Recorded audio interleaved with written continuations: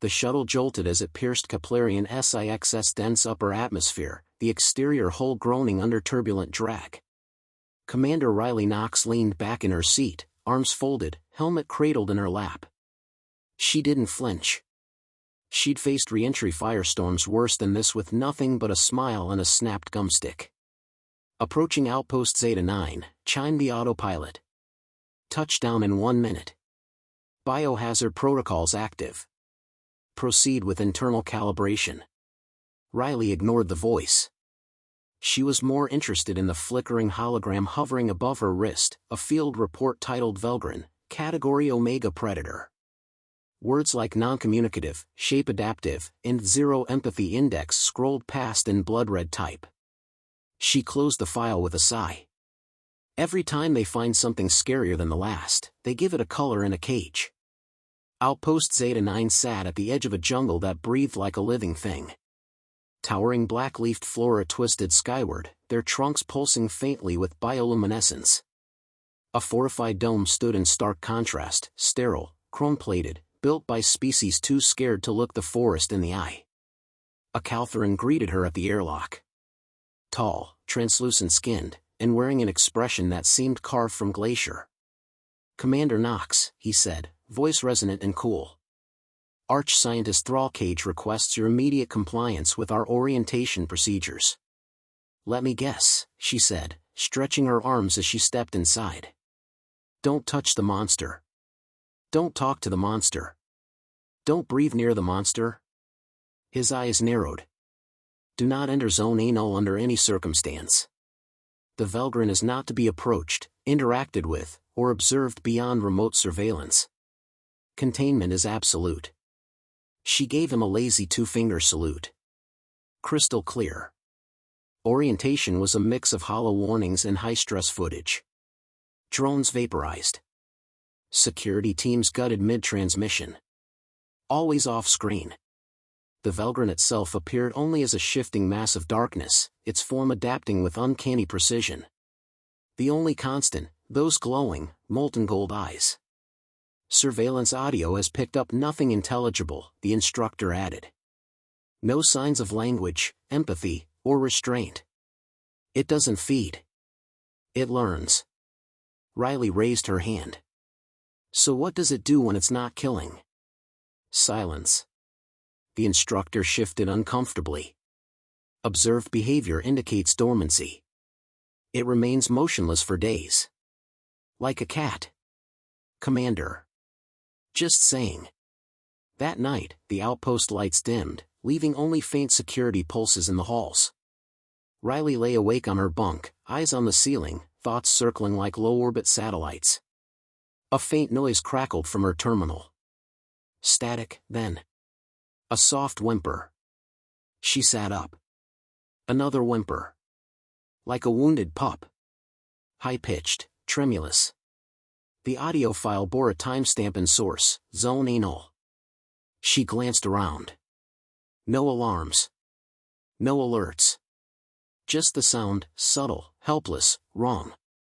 "Impossible," she whispered. The report said the Velgrin never made a sound.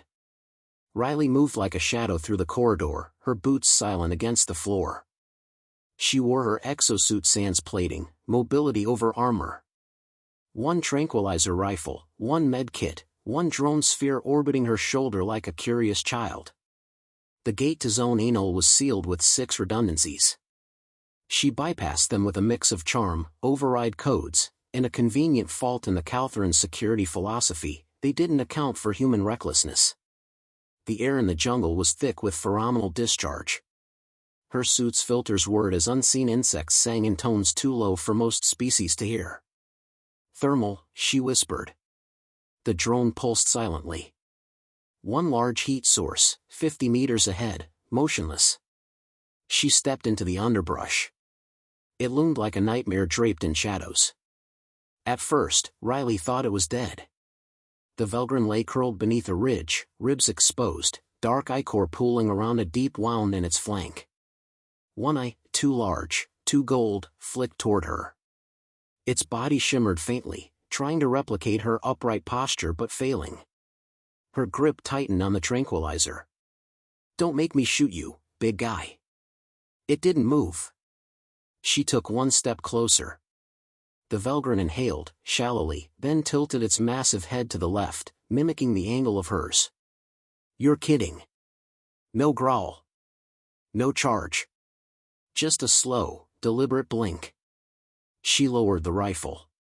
The drone hovered forward, casting light over the creature's wound. Tissue damage.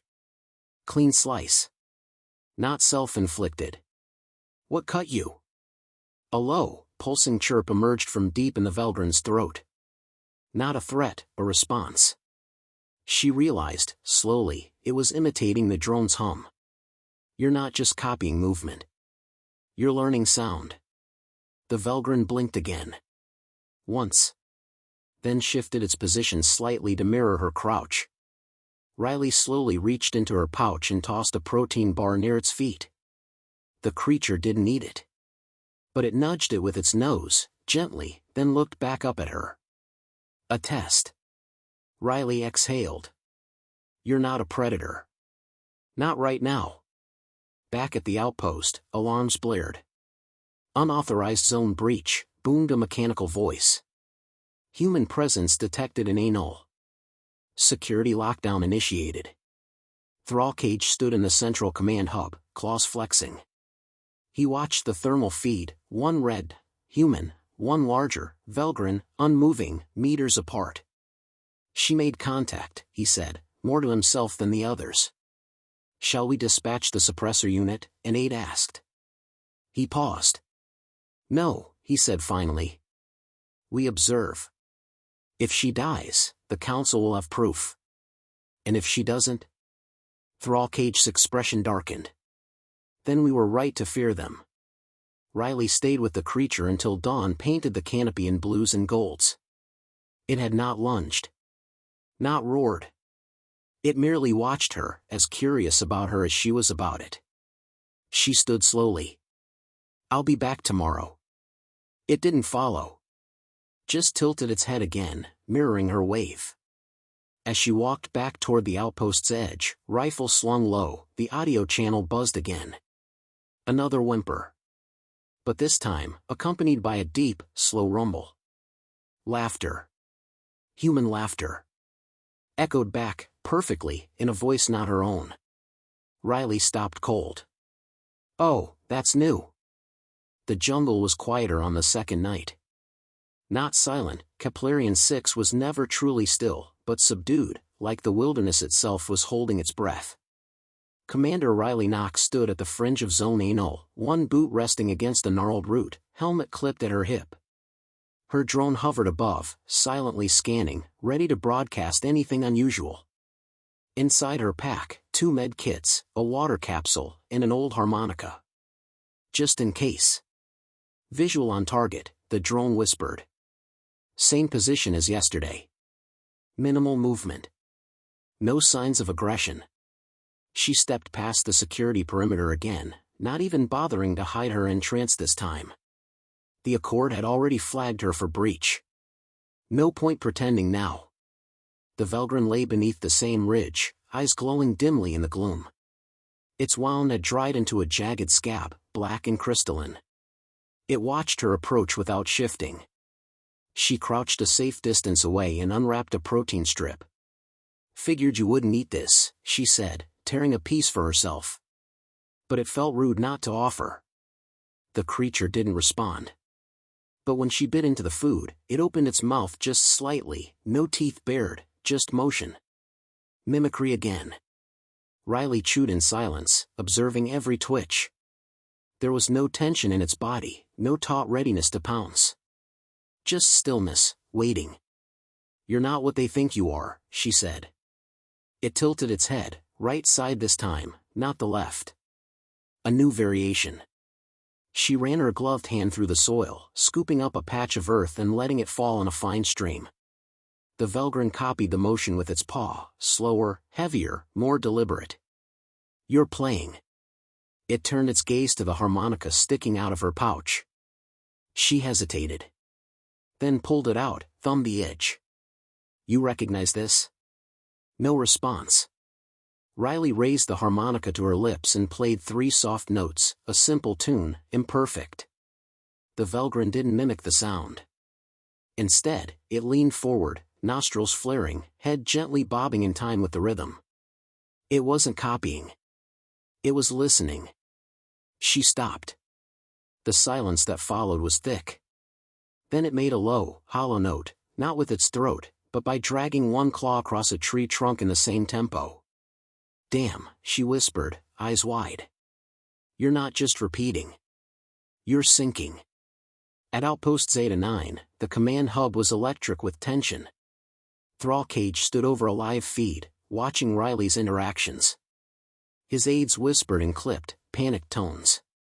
"She's initiating unshielded exposure. No tranquilizer drawn.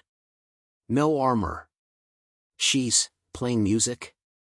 Thrall Cage said nothing. Then, in a tone laced with warning, he spoke, "This is how it begins. It mimics peace. Learns trust. Waits. Then evolves. But it hasn't attacked. Because it's watching. Humanity is a model of chaos, aggressive, emotional, illogical. And now, this creature is absorbing that pattern." One aide cleared his throat.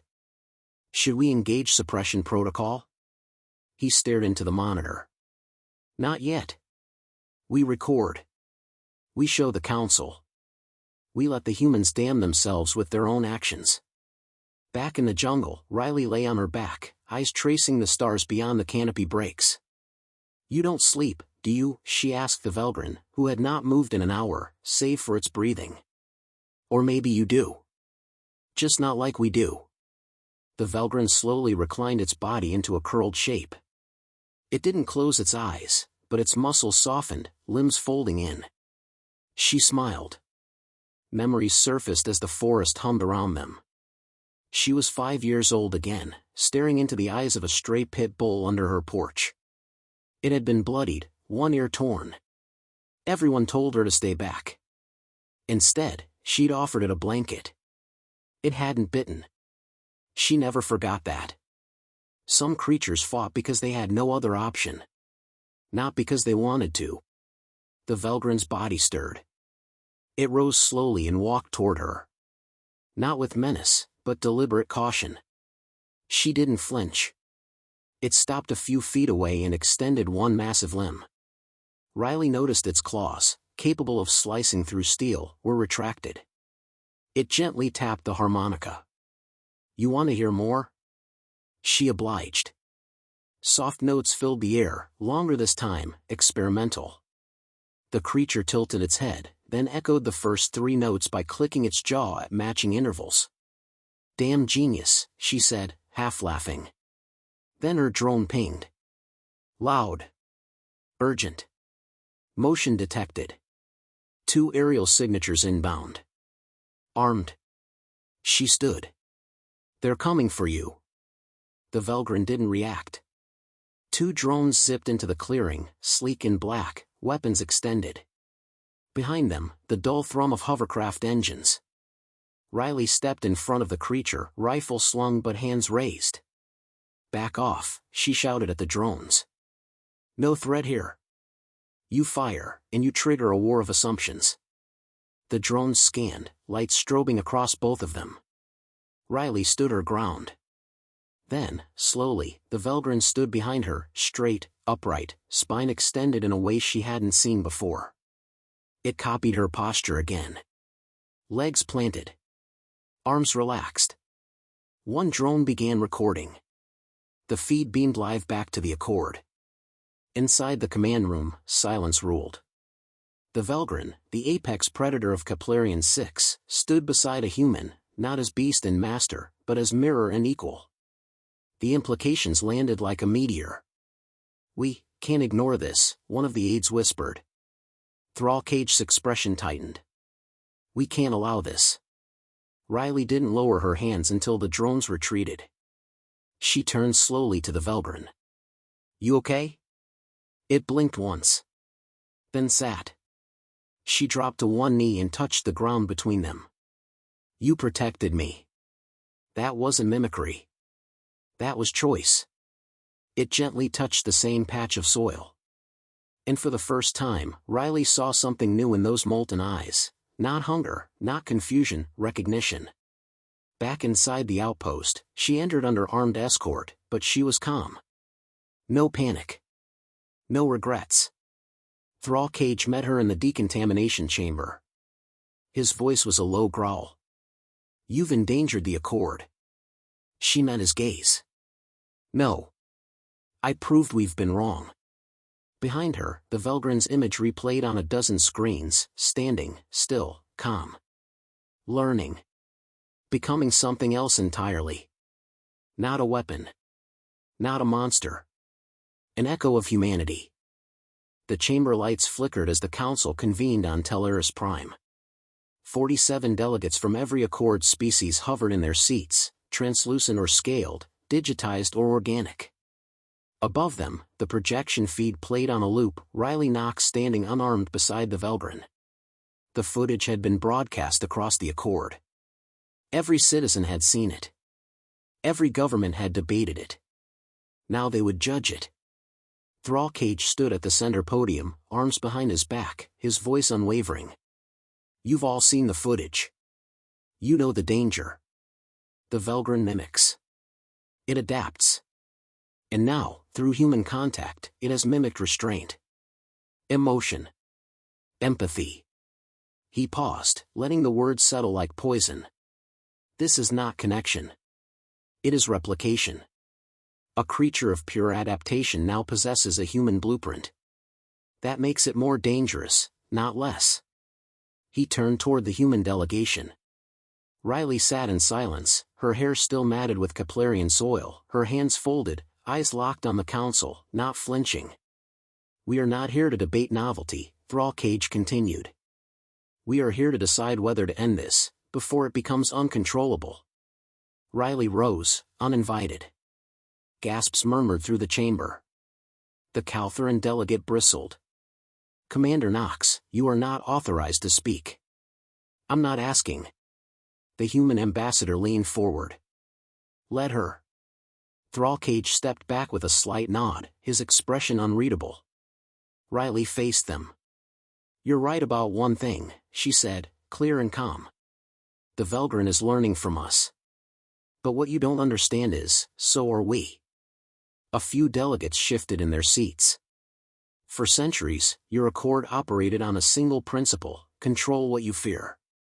Cage it. Kill it. You talk about peace, but you enforce it through sterilization. If something doesn't conform, you erase it." She turned, letting her words strike each sector. "Humanity didn't rise because we were the strongest or the smartest.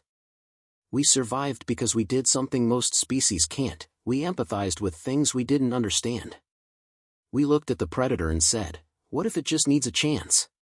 "Commander," Thrall Cage interrupted, "the Velgrin was never caged to be studied. It was quarantined to prevent extinction-level events." "Then why didn't it kill me?" she shot back. Silence. "Why didn't it rip through your drones? Why did it mirror my posture, my voice, my gestures, and then shield me from your attack? That's not mimicry. That's choice." She paused, then tapped her datapad. A second projection appeared. Footage from the drone's thermal logs, the Velgrin stepping between Riley and a drone, claws out, not to strike, but to defend. The chamber grew still. The ZYR delegates whispered among themselves. The aquatic beings from the Solaris seas exchanged harmonic pulses, equivalent of stunned silence. Even the metallic-fused minds of the Nexan hybrid cluster paused their calculations. Thrall Cage's voice sharpened. "You're framing it as sentient. It is not. It is data wrapped in muscle. You imprinted on it. It is a reflection, not a being." Riley walked to the center. "Then look at this." She uploaded a final file. It showed the Velgrin mimicking her harmonica tones. Then pausing, adjusting, and altering the rhythm to create its own variation. Improvisation. Innovation. "Reflections don't evolve," she said. "They repeat. This one's becoming." A long silence followed. Then the Voxalian representative, a gelatinous species known for logic-based consensus, spoke, voice modulated through a translation matrix. If what the human claims is true, then the Velgrin must be reclassified. Not a weapon. Not a threat. But an emerging intelligence. Another murmured, that sets precedent. A being that went from category Omega to diplomatic candidate. Thrallcage's fists clenched. If you let this stand, we doom the galaxy. We open the door to species that cannot be predicted, cannot be modeled. The Accord was built on rules. This chaos will break us. Riley didn't respond. She didn't have to. The Velgrin had already spoken, without a word. The Council's vote took hours. Outside the chamber, Riley waited near a silent view pane, the stars outside like frozen spectators. Thrallcage approached, his expression unreadable. You've changed things, he said finally. Not alone. No. But you began it. They don't fear the creature anymore. They fear what else it might mimic. You mean us? He studied her for a moment. I always knew humans would break something. I just never thought it would be the definition of fear. The doors opened. The Council returned. A projection lit up the center of the chamber, displaying one sentence in 47 languages. Extinction order nullified. Velgrin reclassified, cognitive xenointelligence, status, observational diplomatic liaison. 2 days later, on the jungled edge of Keplerian 6, Riley returned with a team, not of soldiers, but of observers. The Velgrin emerged from the ridge as if it had been waiting. She stepped forward alone. It lowered its head, slowly, brushing its massive snout against her shoulder. Behind her, cameras recorded every moment. The Accord would want proof. They'd get it. She placed a new harmonica on the ground. It picked it up with care. Let's teach them a new song, she said. On the journey back to the shuttle, one of the observers asked, do you think it understands what it is? Riley shrugged. I think it understands what we are. She looked over her shoulder at the creature trailing behind her, still mimicking her footsteps, not perfectly anymore, but loosely, independently, like it had begun building a rhythm of its own. And for the first time in Accord history, something once labeled apex threat followed not out of fear or command, but trust. The first official interspecies training outpost wasn't built in a capital city or neutral space station. It was constructed beneath the ridge where the Velgrin first mimicked a wave. Outpost Theta Keplerian stood half-buried in the jungle soil, its edges overgrown, intentionally left wild. It was a compromise. The Accord got its surveillance, and the Velgrin kept its forest. Riley Knox stood on a raised platform of transparent plasteel, arms folded, watching as diplomats, scientists, and soldiers observed the creature from behind their lenses. It didn't pace. It didn't growl. It didn't hide. It stood upright, breathing slowly, eyes scanning the observers with a kind of quiet curiosity. They still think it's pretending, Riley muttered. Dr. Marlon Coe, the human cognitive biologist beside her, adjusted her visor. They're watching a 15-foot apex predator hum a melody while balancing a tracking node in its claws. I think pretending isn't the word they're searching for. The Velgrin was doing exactly that. Humming, or the closest it could manage, through its unique method of throat vibration, the harmonics eerily similar to Riley's three-note tune. Later, she stood alone in the old containment field, the walls now overgrown with moss and dust. A small terminal blinked in one corner, still hooked to the Council's live stream. She placed her hand on the tree stump where she'd once sat during that first night. The bark still bore the faint groove of the Velgrin's claw, deliberate, not instinctive. She looked up. It was there, just beyond the canopy, barely visible in the shifting green. Watching. Come on, she said softly. No cameras this time. The Velgrin stepped down the slope, silent. It no longer mirrored her pace step for step. Instead, it walked with its own gait, heavy, fluid, almost relaxed. She sat. It did too. Not mimicking, just joining. You're changing faster than anyone expected, she said. It blinked slowly, then looked down at the small harmonica she placed between them. Its claws brushed the edge. A breathy, tonal hum followed, not perfect, but close enough to accord. "I used to think you were dangerous because you were empty," Riley admitted. "But you're dangerous because you're becoming." Another hum. Then a pause. Then, carefully, a sequence, one long note, one short, one high-pitched echo. A new pattern. Her brow furrowed. "You're composing." 2 days later, the council summoned Riley to present her field analysis before the Accord's Psychological Development Board. The room was smaller than the summit hall, but colder. Clinical. No press. Just decision-makers and judgment. Riley stood before a panel of 12. She opened with a single line: "The Velgrin is no longer an observer. It is now a participant." She presented data: pattern variation in vocalizations, shift in motor behavior, reactive response to symbols, and, most stunning, the Velgrin's ability to interpret abstract tone shifts as emotional markers. "In short," she said, "it doesn't just copy. It interprets." Dr. Zarin, an insectoid linguist, raised a claw. "Are you suggesting sentience?" "Sentience isn't binary," Riley replied. "It's a spectrum. And the Velgrin has already crossed the line most species don't reach in decades. Not because of design. Because of exposure. Because of us." Outside the chamber, she met Thrall Cage. He hadn't spoken to her directly since the vote.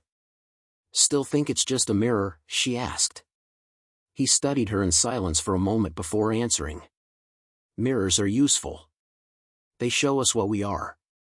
But when they show us what we could be, they become something else." She raised an eyebrow. Was that an admission? He turned to leave. It was a warning. That evening, the Velgrin stood at the forest edge as Accord officials erected a symbolic monument, the first of its kind, declaring Theta Keplerian a zone of mutual emergence. The plaque read: "In this place, fear became understanding. In this creature, we found reflection. In this reflection, we found hope." Riley hated the wording. Too poetic. Too sanitized. But when she looked at the Velgrin, watching the scene not from shadows but from a raised rock formation, calmly, she said nothing. Instead, she stepped forward. One by one, delegates approached. Some bowed. Some scanned. A few even offered simple tools or tokens, pieces of culture, shared in trust. The Velgrin didn't lash out. It didn't withdraw. It accepted. Not all of it. Just enough. A small, flat Nexan crystal, etched with binary fractals. A voxelian vibrational stone, tuned to empathy frequencies. And a harmonica. Riley's harmonica. She hadn't seen it disappear, but she saw it now, hanging around the creature's thick neck on a braided cord of jungle vine and fiber cable. It was wearing it. Weeks passed. Theta Keplerian became more than a base, it became a bridge. Researchers studied, artists observed, diplomats recorded. But Riley stayed quiet, mostly. She knew something was coming. She could see it in the creature's movement. Its eyes no longer glowed with instinct. They shimmered with awareness. Then, one morning, it happened. Riley entered the clearing with her tablet in hand, ready for another routine check-in. The Velgrin was already waiting. But this time, it wasn't humming. It was drawing. Using a sharpened root, it etched lines into the soil. A sequence of 4 distinct symbols. At first glance, random. But Riley recognized the structure, spacing, repetition, variation. A pattern. Then it looked at her, expectant. "Language," she whispered. The Velgrin tapped the first symbol. Then its chest. Then it tapped the second, then pointed at her. Her breath caught. A name. Hers. A name for itself. It was no longer learning about humanity. It was asking to be known as something. She sent the footage to the council. They didn't respond with orders. They responded with questions. Requests for clarification. Requests for next steps. The galaxy wasn't debating whether the Velgrin should exist anymore. It was debating what to call it. In her final report, Riley wrote, "We didn't tame a predator. We met a reflection we weren't ready to see. And now, we're learning together, one symbol at a time." As the sun dipped below Keplerian's horizon, the Velgrin stood beside her. No mirrors. No mimicry. Only two beings, once strangers, now students of each other's becoming. And when the wind carried its low, tonal hum through the trees, Riley didn't hear a threat. She heard the first note of a shared future.